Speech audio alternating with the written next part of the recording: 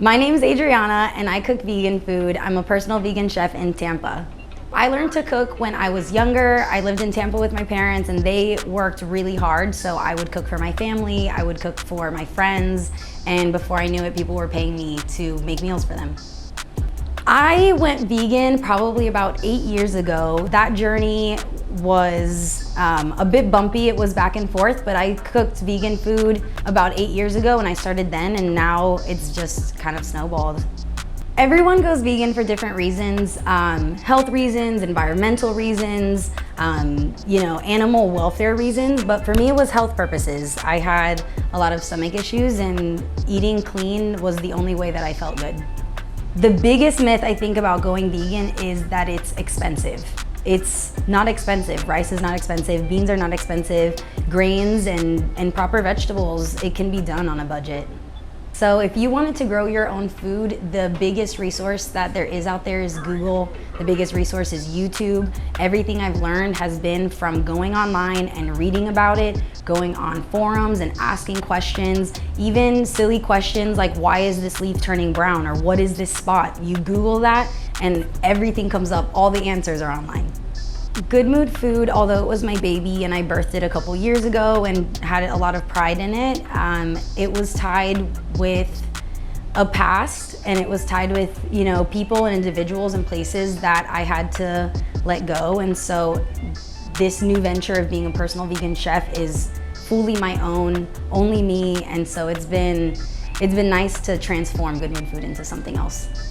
My specialty dish, I think everyone would say it's empanadas, although in my opinion, my specialty dish is a pastelón, which is a Puerto Rican lasagna, and it's sweet plantains, ground beef, and cheese all in like a lasagna.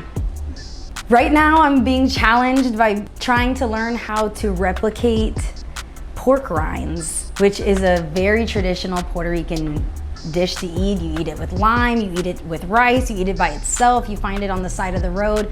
So it's been a bit of a challenge, obviously, because you can't just substitute pork like that, but it's been a challenge for sure.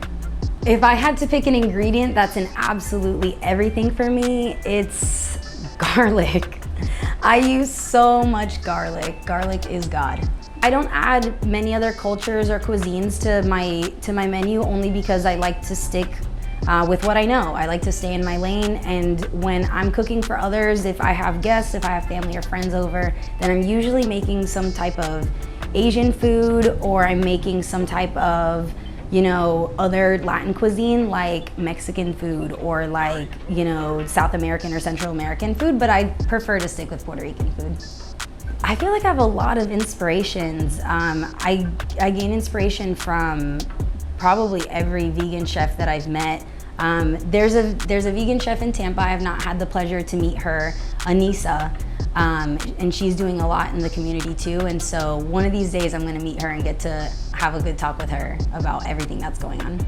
The future of my private chef life would look something like finding a client who needs a private chef full-time, someone who'd like to travel, preferably someone on tour, someone who does music, who needs vegan food, who needs something healthy, because going on the road it's tedious and you can't find good food everywhere, and it's kind of difficult to eat healthy when you're on the move too. So I would like to see myself in the future moving forward with someone who's on tour. That way I'm able to go with them and cook for them wherever they go.